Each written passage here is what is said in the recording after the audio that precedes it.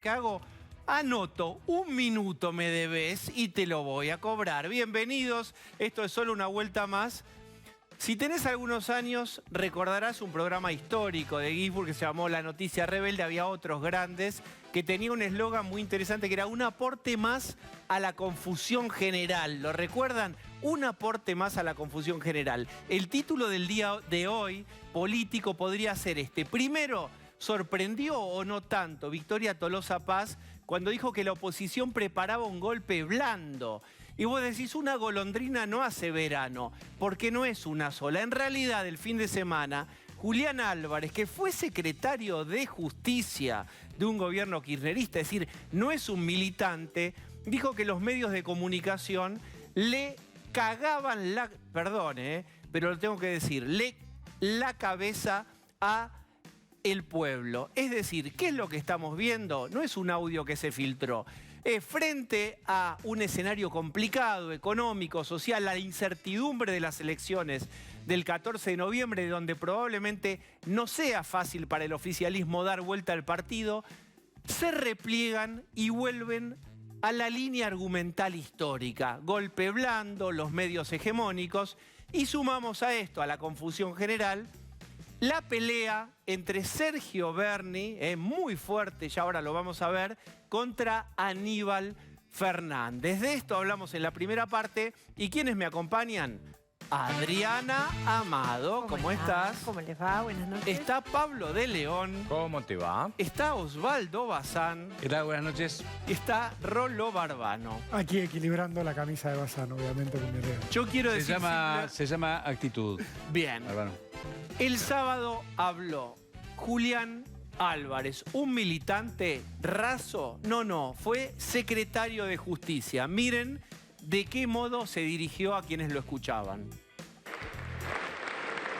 Vamos a recuperar la dignidad de los argentinos si nos enfrentamos a los formadores de precios que se meten con el plato de comida de nuestros hijos.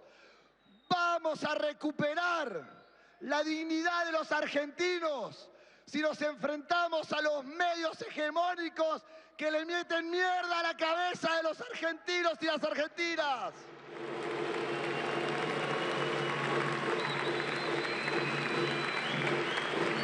Compañeros,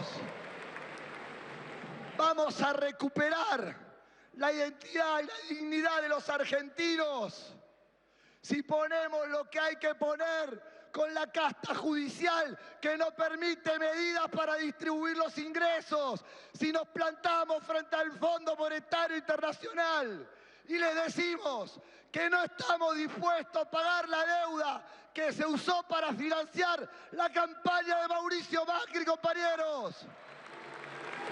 Muy bien, uso la misma virome y como en el truco divido nosotros y ellos, el pueblo y el antipueblo. Por supuesto, del lado de ellos, el antipueblo, el fondo, tildado, los precios, tildado, los medios hegemónicos. Estamos en 2009, en 2010, el tiempo no pasó. ¿Cuál es tu mirada, Pablo de León? Bueno, yo creo que forma parte de lo que venimos contando, que es el desorden total y absoluto de la campaña del Frente de Todos. Contratan un catalán al cual evidentemente le están pagando por no hacer nada prácticamente porque les dice que sí y todo lo que dicen es otra cosa. Golpe blando. ¿Quién entiende entre el votante que tiene que ir a buscar el Frente de Todos golpe blando? No se entiende absolutamente nada. Por eso mismo en la Casa Rosada hoy desconocían y le quitaban entidad a lo que había dicho Tolosa Paz como parte de un error en sus declaraciones. Sí, el tema de poner otra vez el enemigo en los medios, en el fondo y en los formadores de precios tiene que ver con los cucos que eternamente inventa el kirchnerismo y obviamente, ¿a qué está buscando? A no perder nada de su voto propio, de lo que se llama su núcleo duro, contando los que no fueron a votar, en el cual quieren pescar en un número impreciso entre los 2 millones y pico y 4 millones de votantes que podrían recuperar algo para acercarse en la provincia de Buenos Aires. Sumó a la casta judicial también en su discurso. Anoto, espérate que voy a Ponelo tomar... también, Diego, porque dijo, tenemos que combatir a la casta judicial que nos impide la redistribución del ingreso. ¿A qué se refería en concreto? Pero la casta judicial que llama Cristina, no la que llama Macri. Claro, pero digo, ¿por qué la casta judicial impide la redistribución del ingreso? Porque el último revés que tuvieron es que la jueza Servini de Curia le dijo, no pueden regalar plata. No les dijo, no redistribuyan el ingreso. ¿Por qué está la casta judicial? Porque para la teoría del lawfare, dentro de la cual se inscribe la del golpe blando, obviamente la función del Poder Judicial es crítico. Es decir, están construyendo todo el escenario en donde empiezan a aparecer los distintos actores para propiciar esta visión de mundo que ellos quieren poner en la campaña. En esta teoría del golpe blando, ¿cuánto influenció que en las elecciones de las PASO el gobierno sacó 31,03 y la oposición total sacó 65,02? Fernando Iglesias está con nosotros. Una primera mirada. Lo dejo. Sobre esto, y me parece que es un discurso absurdo. Es un discurso absurdo porque todos estos elementos que son, parece, los responsables de la decadencia argentina, existen en otros países que no son decadentes. No digo Suecia, digo Chile y Uruguay. Hay un poder judicial independiente que defiende el derecho de propiedad. Hay medios de comunicación independientes que critican al gobierno. Hay FMI, sí, existe para todo el mundo. Todo esto, hay empresas que ponen los precios de sus productos, los formadores de precios, hay en todo el mundo. Ahora la inflación es del 50% acá, no en Uruguay ni en Chile, y los otros países va razonablemente bien. ¿Qué es lo que no hay en Chile y en Uruguay? Hay gobiernos de derecha, hay de izquierda, hubo de centro, hubo de centro. ¿Qué es lo que no hay? Peronismo. Eso es lo que no hay ni en Chile ni en Uruguay, y eso es lo que hay acá. Por eso el peronismo, responsable de la gran decadencia nacional, lo que hace es, como siempre, tirar la pelota afuera. Es decir, yo no tuve nada que ver. Ahora es interesante porque se pelean entre ellos mismos, ¿no? La pelea entre Bernie y Aníbal Fernández, o sea, Bernie diciéndole a Aníbal Fernández, mirá, no sé cuántos millones de votantes desautorizaron a tu gobierno, del gobierno que formas parte, y se lo dice el ministro de Seguridad de la provincia de Buenos Aires al ministro de Seguridad de la Nación, es también eso que en Italia se llama descargar el barril. Es decir, yo no tengo la culpa. Empezó dentro del propio gobierno, ¿no? Y está muy claro que es la divisoria entre el kirchnerismo y el no kirchnerismo, entre quién tiene la culpa del horrible resultado electoral que tuvieron y el que esperamos que tengan. A ver, Pablo de León hacía gestos, caras, era un mimo, yo tenía al lado un mimo. A ver si sos tan machito, póngale palabras a las expresiones faciales. Pero yo lo que digo es, no me gusta a mí lo que siempre dice Iglesias cada vez que viene, porque el peronismo, ¿no? Ponerle peronismo, no, son malos, son malos.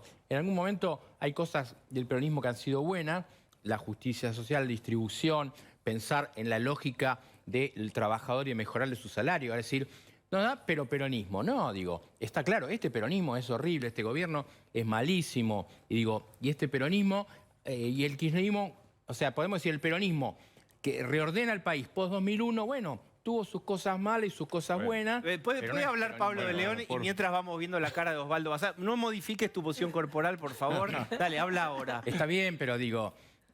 Dale. Fernando Iglesias y Osvaldo Bazán. Decí que no me deja mover. Dale, no me deja mover, dale. Deben ser los gorilas, deben ser, claro. Epa. Largamos fuerte el lunes.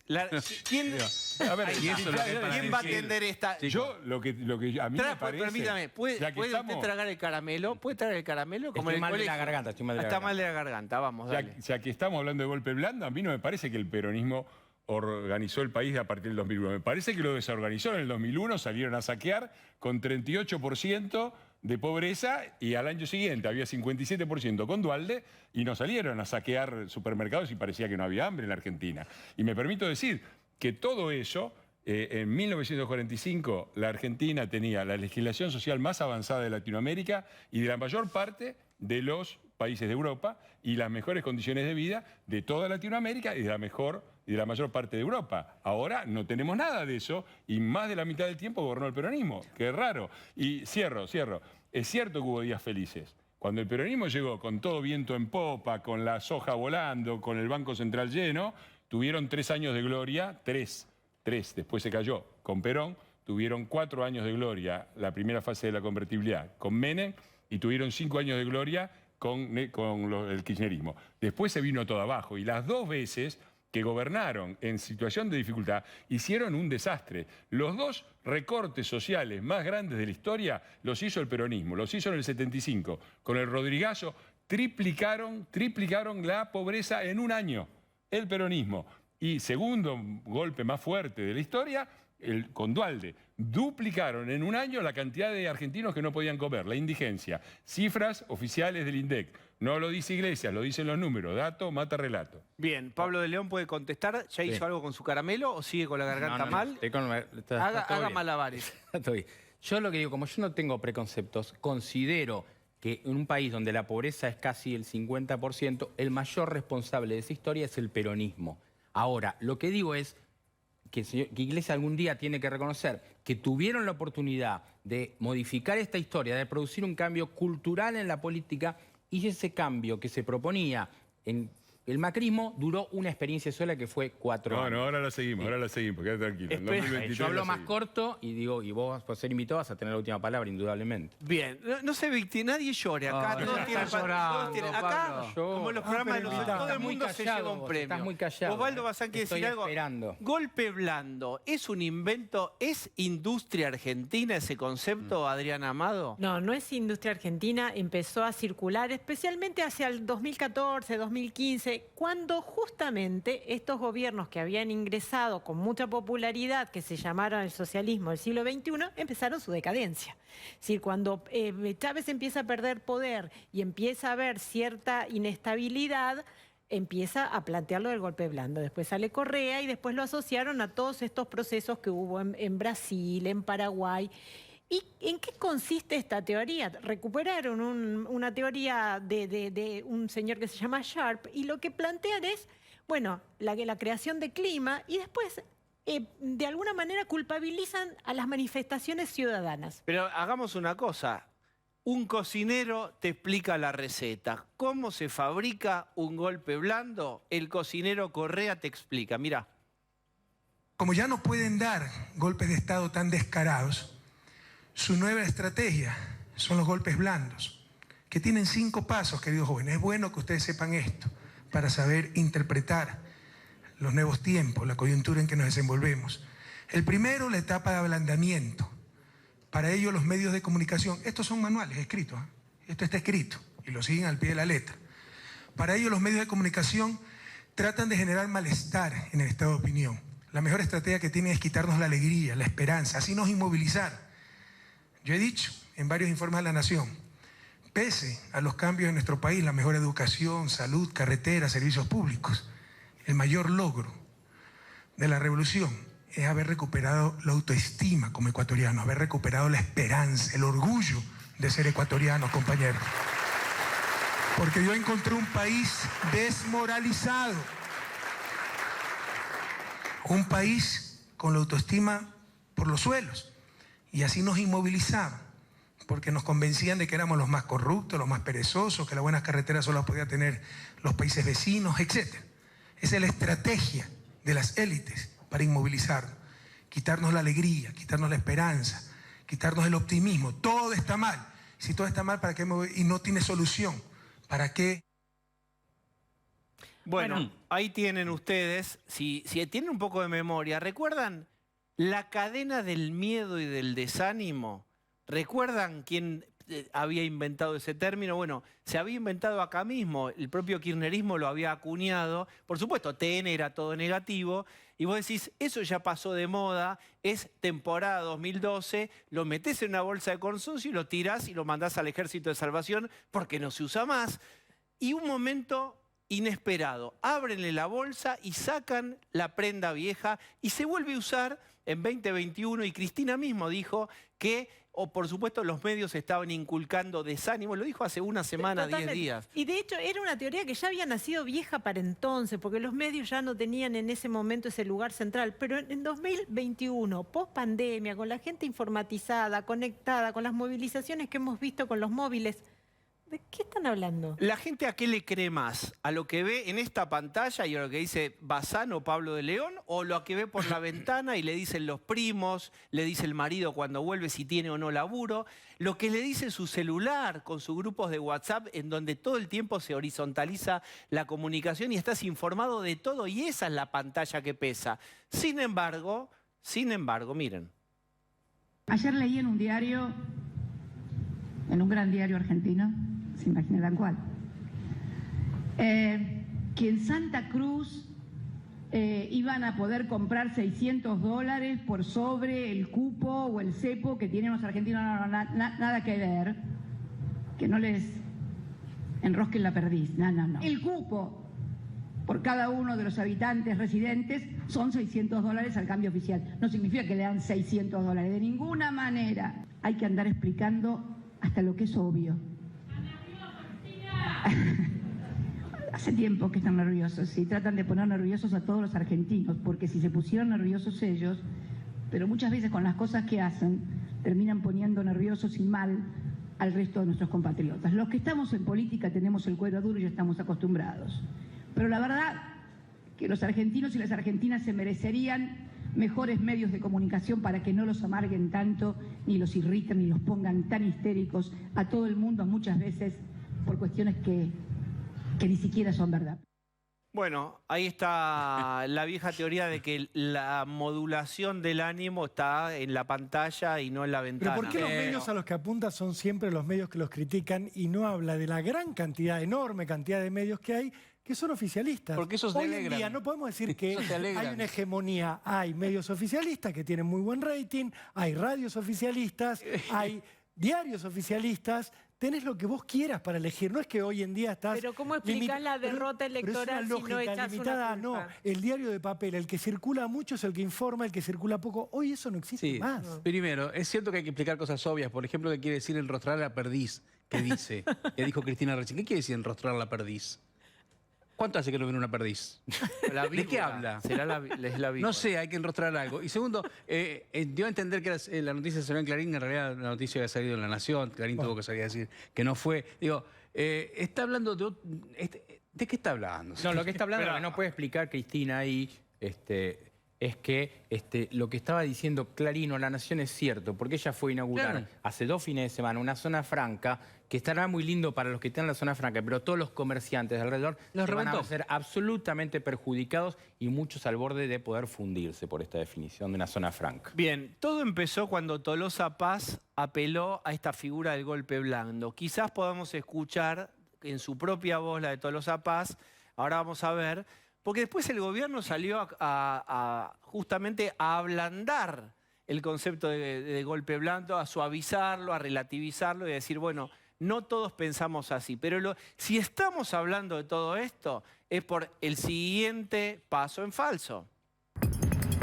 Acá la oposición política y sus resortes en momentos electorales siempre han tendido, por supuesto, a que haya una devaluación de nuestra moneda.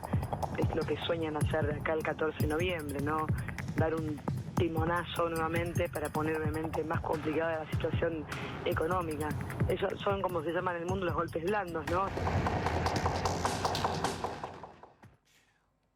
Y acá, y ya poniéndonos recontra serios, se mete otro tema, y es la idea de la devaluación, que es como la sombra que siempre acecha a la Argentina, y la patria es el otro, y la devaluación es el otro, digamos. Siempre ahora es la idea de que la oposición, o no sé quién, si Bazán con su camisa hawaiana, está forzando yo me iba a alegrar. Una devaluación.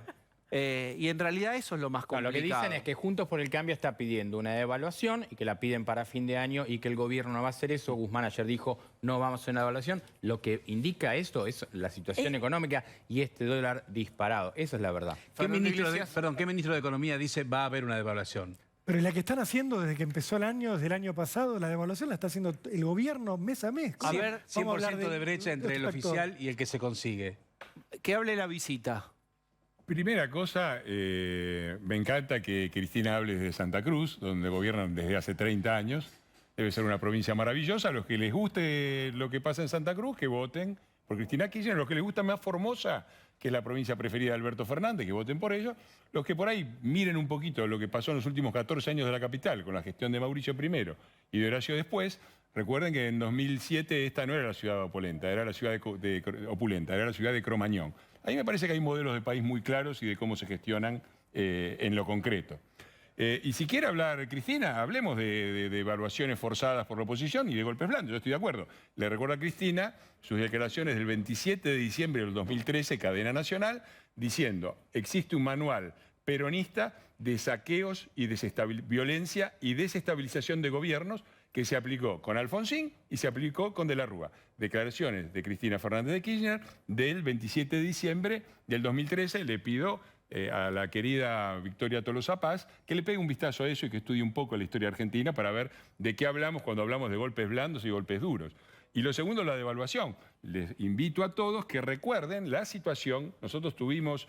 es difícil cambiar una historia de décadas de decadencia en 4 años. Nosotros logramos buenos resultados económicos 2 años, después tuvimos un serio problema justamente con la devaluación cambiaria. Estábamos en serias dificultades.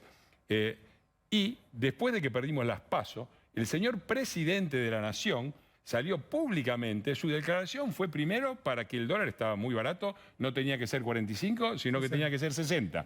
Esa es una declaración devaluatoria por parte de la oposición. Otra fue cuando salió, vino a visitar acá una misión del FMI, se reunió, él participó de una reunión y salió diciendo que el FMI percibía vacío de poder, o sea, no querían ni que termináramos el mandato, y que había que adelantar las elecciones. Declaraciones textuales de Alberto Fernández, desmentidas a las 4 de la mañana de Washington por la propia delegación del FMI, diciendo que nada de eso era verdad. Así que si quieren hablar de golpes blandos, de evaluatorios y aberraciones cometidas por la oposición, sería bueno que se pegaran en el espejo. Y esto es típico de lo que es este gobierno y de lo que ha hecho durante muchos años, lamento que a alguno le guste, el peronismo, que es ser el psicópata en el poder. El que comete todas las aberraciones y acusa de las cosas que hacen ellos a los demás. Pablo de León tiene que necesariamente, ya que trajo una corbata, de poder decir algo de eso. No, yo lo que digo es que lo que debería mirar Tolosa Paz es que el último golpe que hubo acá fue un golpe de Palacio. El día que Cristina escribe una carta después de las PASO y obliga a un cambio de gabinete que Alberto Fernández no quería hacer. Alberto Fernández quería hacer un cambio después del 14 de noviembre, o sea, después de las elecciones generales, y Cristina precipita con una carta, la vicepresidenta escribe una carta al presidente de manera pública, que tiene que ver con la puesta a disposición de la renuncia de Guado de Pedro y un montón. Eso es un golpe de Palacio.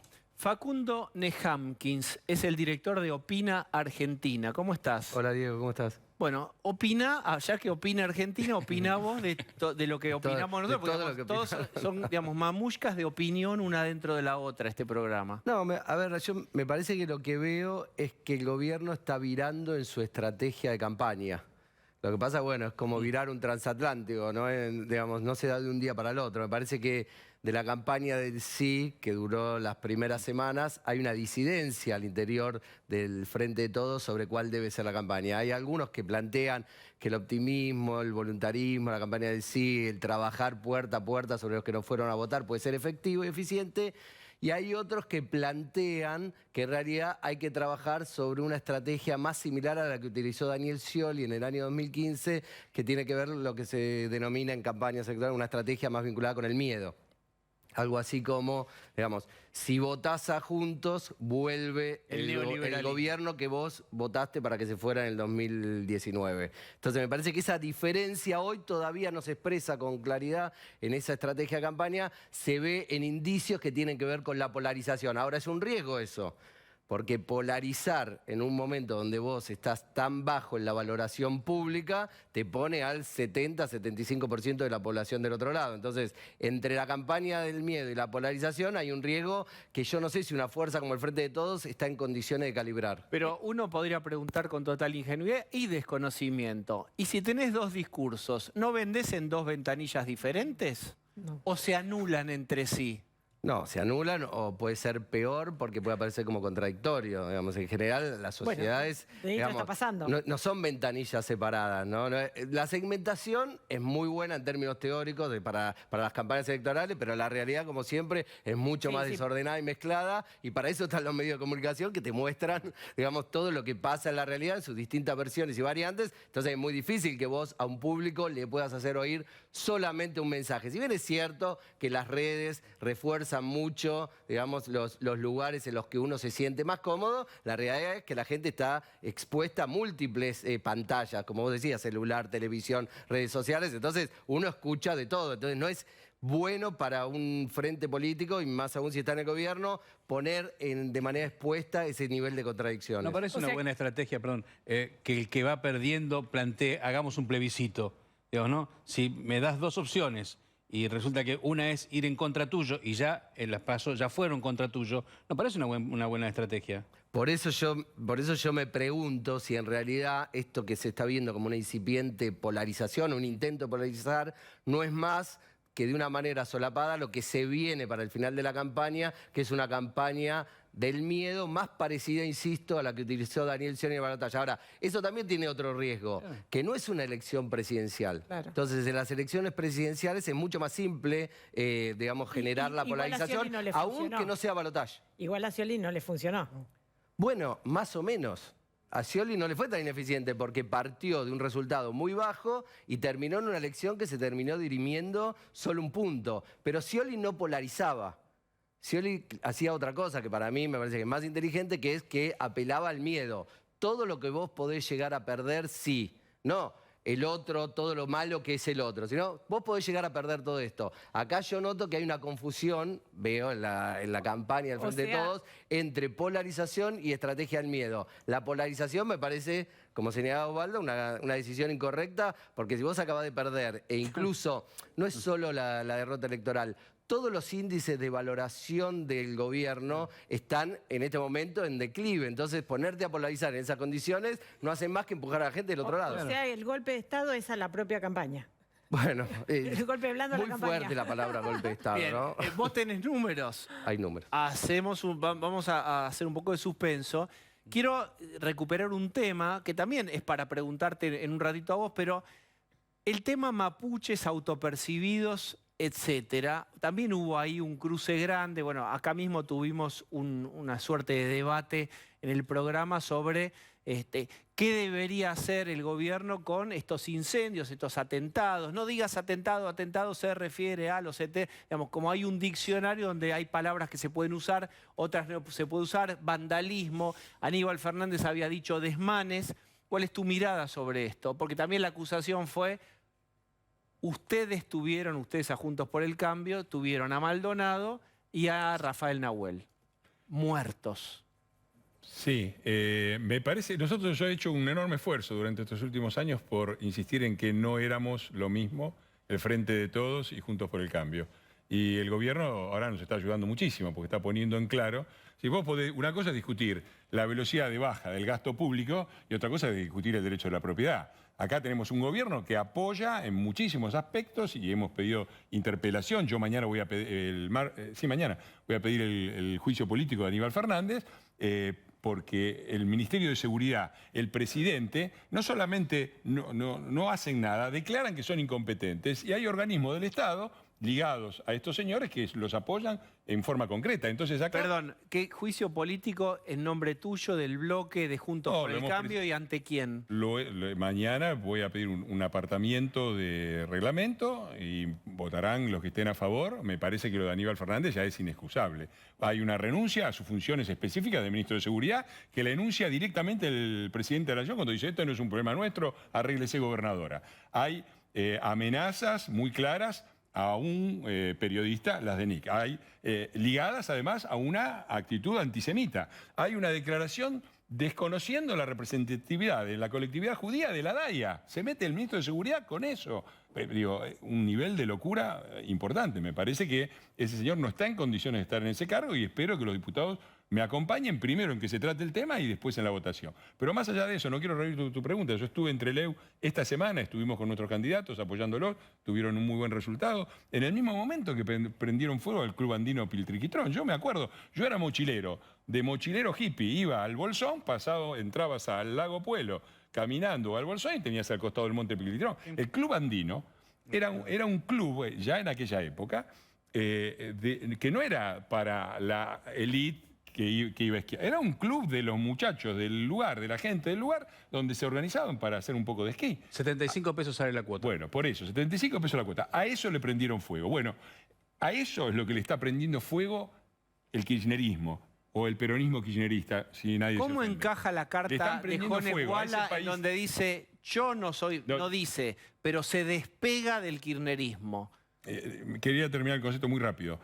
Ese país, que es un país de gente laburante, de clase media, basado en el esfuerzo, que se junta para poder esquiar un poco, es al que le están prendiendo fuego. Y ese es el país que nosotros vamos a intentar defender. No somos lo mismo. Yo espero que la gente en ese sentido pueda ver la diferencia. Y con respecto a lo de Jones Wallace, yo ya no me...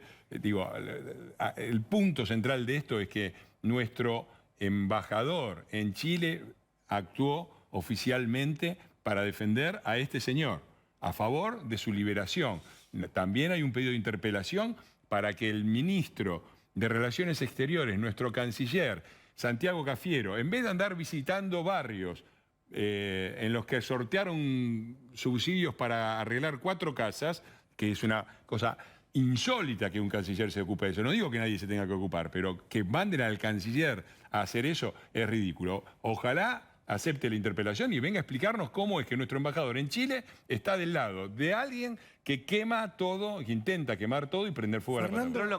¿Cómo entendés la carta vos de Jones Wallace? La carta la entiendo como un despegarse de toda la política, o sea, se siente defraudado también del kirchnerismo porque él reconoce que en su momento se sacó una foto con Victoria Donda y con otros referentes del oficialismo y que de alguna manera él dice le fallaron.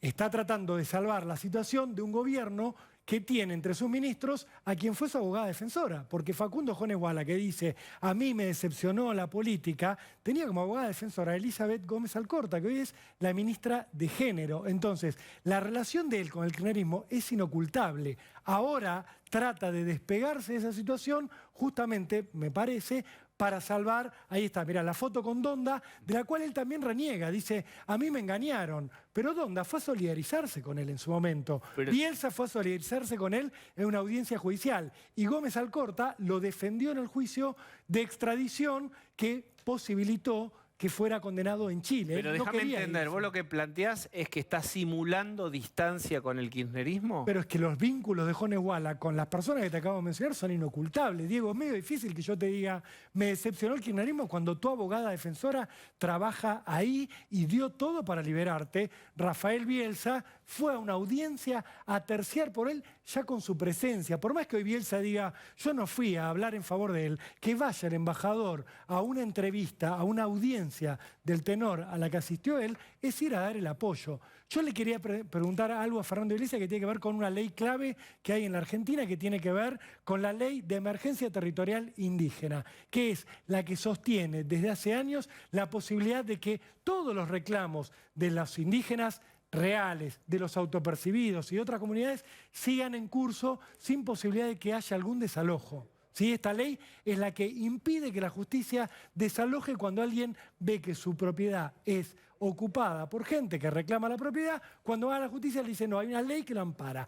Esa ley ha tenido vencimientos. Uno se dio durante el gobierno de Cambiemos y Cambiemos decidió prorrogarlo. Ahora hay otra oportunidad, el 23 de noviembre vence esa prórroga. Sin esa ley, te digo más, el INAI, el Instituto Nacional de Asuntos Indígenas, se queda sin presupuesto. La pregunta es, Fernando, ¿van a ir contra esa prórroga en la Cámara de Diputados o van a hacer un siga-siga? Que esto siga igual. Bueno, cuando se prorrogó, nosotros estábamos en el gobierno y nuestra política era muy clara en ese respecto. Yo obviamente lamento mucho lo que le pasó a Santiago Maldonado y este chico Nahuel. Este chico Nahuel estaba con huellas de pólvora, murió en un enfrentamiento con la policía y Santiago Maldonado se ahogó solo, aunque Sergio Maldonado nos haya agredido y escupido cuando estuvimos en Bariloche, justamente por este tema de Jones Wallace y las tomas.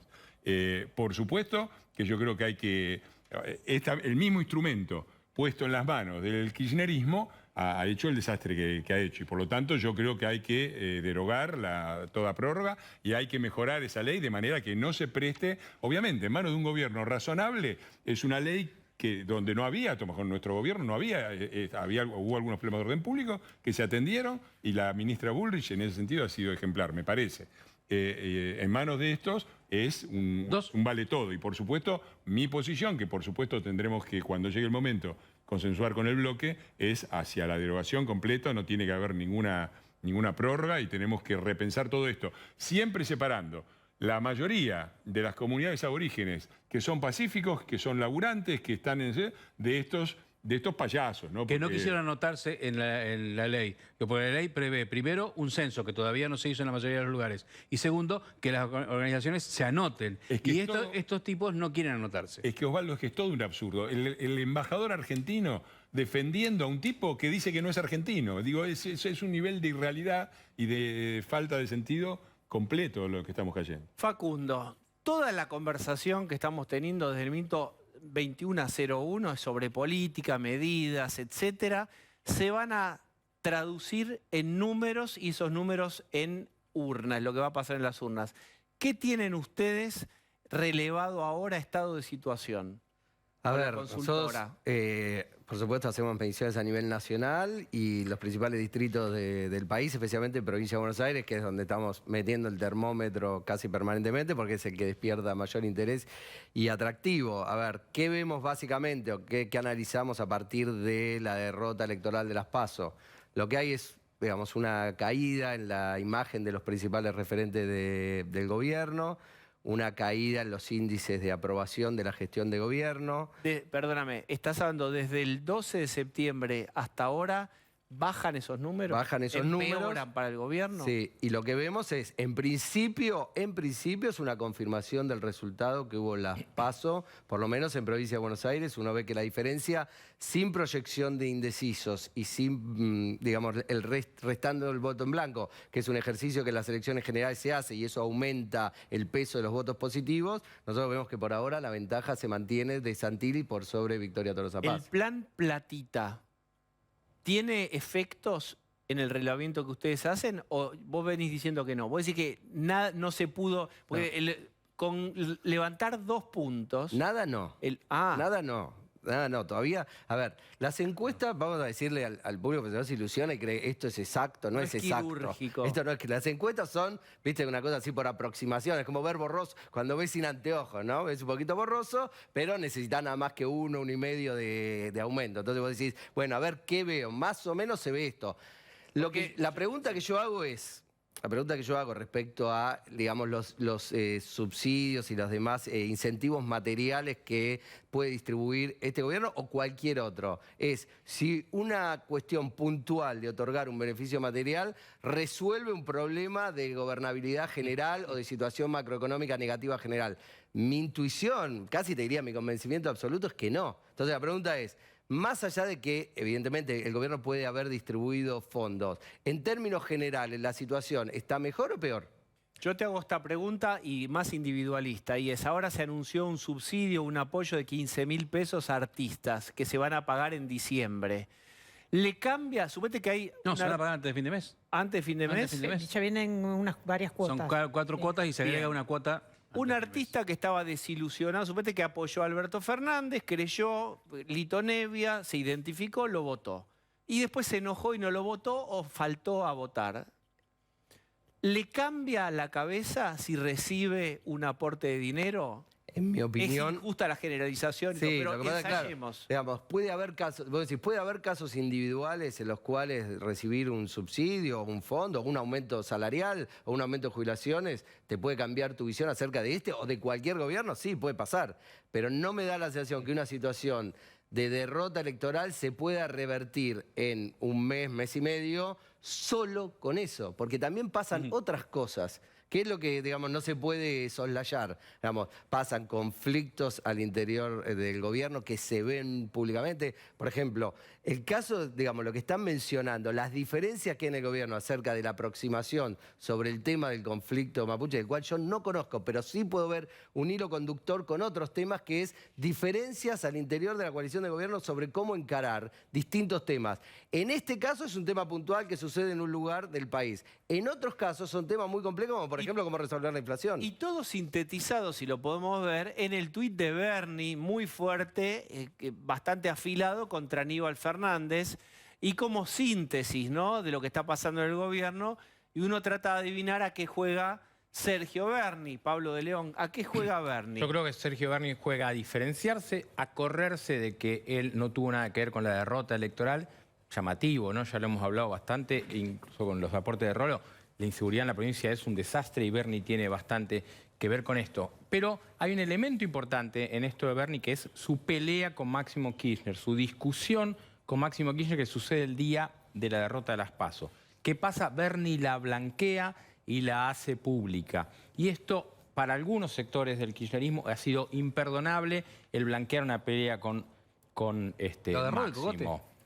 Bueno, se dice que lo agarró el cogote y se dice que Máximo lo contestó. Bueno, pero al margen de que haya habido una amenaza de esto, yo lo que digo es, Cristina lo defiende a Kicillof casi tanto como al hijo. Escuchen esto que va a decir Pablo de León, porque lo hablamos antes en la previa al programa y yo creo que es importante. Todo es importante, pero esto es especialmente. ¿Por qué? Porque Cristina tiene una debilidad por Axel Kicillof, lo ha imaginado varias veces como el sucesor político de ella. Cuando las cosas estuvieron mal en la elección, ¿qué fue? ¡Pum! Le cambió el gabinete sin ningún miramiento. ¿Con la intervención de quién? Con el dedo fundamental de su hijo Máximo, que es el que puso a Cristina Albert Rodríguez vos decís, o a Insaurralde. entre Máximo y Axel, su hijo soñado político y su hijo biológico, al final del día Cristina fue y votó por su hijo Máximo, el hijo real. Y lo mismo pasa en el conflicto Y ahora con Bernie también, digamos, Cristina tiene mucha proximidad con Bernie. Bernie siempre se refirió a ella como su jefa política y tiene mucha proximidad. Pero Cristina tiene más proximidad por su propio Ahora, hijo. Pablo, cuando tuitea Miren esto, mira esto, ese léelo, tuit Rolo, quería- ya que estás, léelo. Sí, mira, ese es el segundo, pero el primero tenía que ver con que Aníbal dijo, yo no tengo que pedirle permiso a Bernie para mandar tropas al sur o para no mandarlas, y el presidente tampoco. Ahí está. ¿Ven? Ese es el título al que alude el tuit de Bernie. Y dice, como de costumbre, siempre tiene razón, querido compañero Fernández Aníbal, ni usted ni el presidente necesitan de mi aprobación. No es mi intención contradecir tan brillante acto de soberbia. Y después viene el continúa remate. Y hace una alusión, piensen esto también, al tuit de Aníbal Fernández contra Nick. Lamento informarle lo obvio, sería necesario contar con la aprobación y el consenso de la sociedad en su conjunto.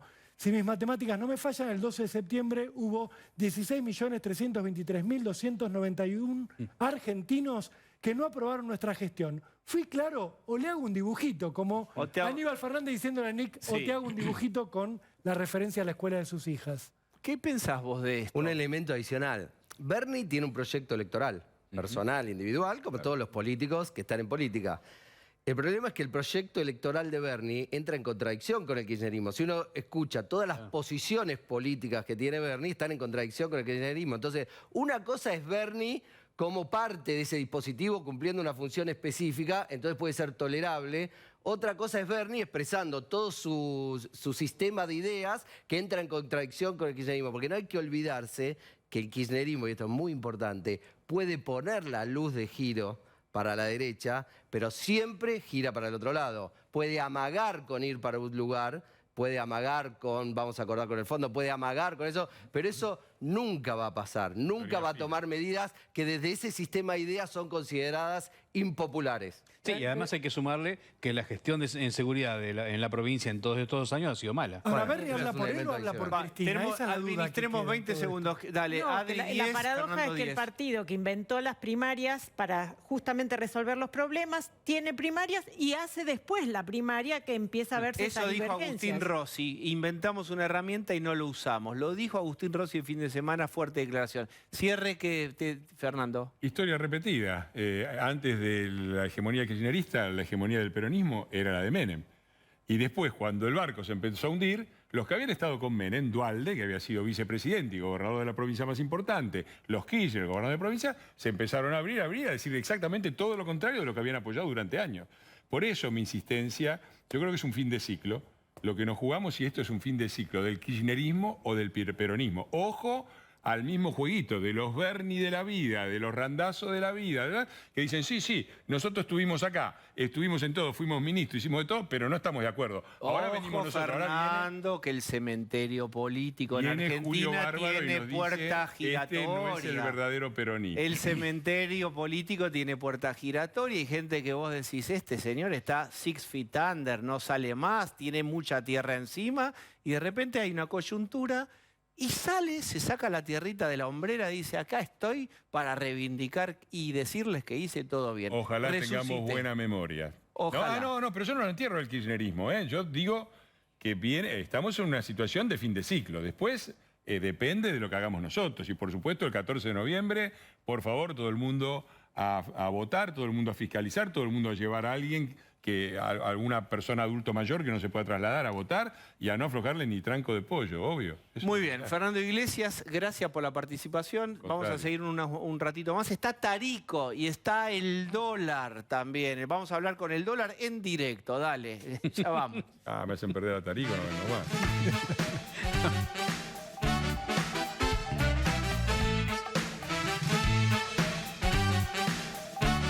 Muy bien, vamos a hablar en directo, no con el dólar, sino con su representante artístico. Es Federico Furiase de EcoGo. ¿Cómo está, Federico? ¿Qué tal, Diego? Bien, explícanos esta baja del dólar informal. Desde Anker ahora ya no más en EcoGo, ahora en Anker Latinoamérica. Repetí el nombre. Anker Latinoamérica. Ahí está. Bien, ¿qué pasó con el dólar y cómo prevés y todo en 3 minutos?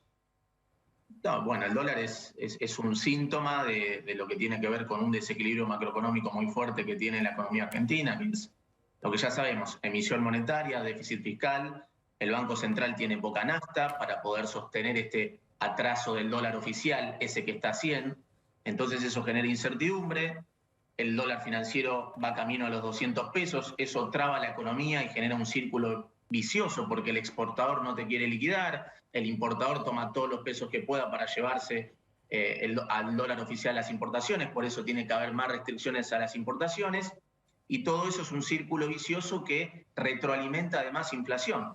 La inflación de septiembre fue 3,5 mensual, pero con el dólar oficial pisado, con acuerdo de precios, con tarifas congeladas, lo cual habla de el riesgo cuál es. Si el gobierno no cambia el rumbo rápidamente después de las elecciones, no hay una decisión política de cambiar el rumbo económico, acá el problema es que esto termina en una aceleración de la inflación. Es muy difícil decir cuándo, pero el problema es que tenés déficit fiscal, emisión monetaria, la gente no quiere pesos, quiere dólares, el Banco Central tiene poca nafta y eso obviamente no se resuelve con congelamiento de precios, no se resuelve con cepo, entonces la causa sabemos dónde está, el tema es si va a estar la decisión política después de las elecciones de noviembre para hacer lo que hay que hacer, cosa que hoy parece utopía, ¿no? Fede, hay un valor simbólico, medio como suenan las alarmas, que es el dólar informal a 200. De hecho, el año pasado le sonaron a la propia Cristina las alarmas cuando el dólar se acercaba a 200.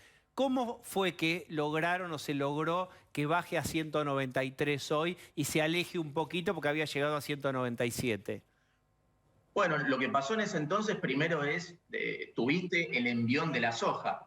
La soja pasó de los $350 tocó un techo en $600 y eso generó, digamos, un shock muy positivo para la economía argentina. El dólar oficial que venía moviéndose al 4% mensual, octubre, noviembre, a partir de enero el Banco Central lo empezó a mover al 1%, bien por debajo de la inflación. Entonces, esa combinación de una tasa de interés en pesos que le ganaba al dólar oficial con la soja bien arriba, generó incentivos para que el campo liquide fuerte a pesar de esa distancia tan amplia que hay entre el dólar oficial y los dólares financieros. Y eso le dio cierta tranquilidad a la economía en los primeros 6 meses. El problema es que la película que sigue va a ser muy distinta, porque ya no tenemos la soja, porque el déficit fiscal aumenta y es financiado con emisión monetaria, porque el mercado toma, digamos, se cubre con dólar, mercado es de Doña Rosa que compra Blue, hasta los fondos de inversión de afuera, hasta las empresas que están tratando cómo cubrirse. El problema es que las anclas tradicionales del kirchnerismo para bajar la inflación, que es pisar el dólar oficial y las tarifas, no están surtiendo efecto. ¿Por qué no surte efecto? Porque el central no tiene nafta para mantener el dólar oficial así después de las elecciones, porque pisar tarifas aumenta subsidios, aumenta déficit y se financia con maquinita. Y la gente no quiere pesos, quiere dólares. Entonces, estás en ese círculo vicioso, pero hoy había una discusión si hubo emisión o no. Desde noviembre de 2019 hasta acá, el circulante en poder del público, que es la emisión monetaria, aumentó 140%. Bien. El dólar financiero, 160%. El dólar oficial, 65%. Los regulados, 55%. Y la inflación fue aproximadamente acumulada 95%, ganándole al salario. Fede, ahí tenés los números. Contundente, lleno de conceptos y de números. Te agradezco muchísimo este ratito con nosotros. Clarísimo. placer, Diego, como siempre. Abrazo grande. Bien, y ahora sí, vamos a un corte.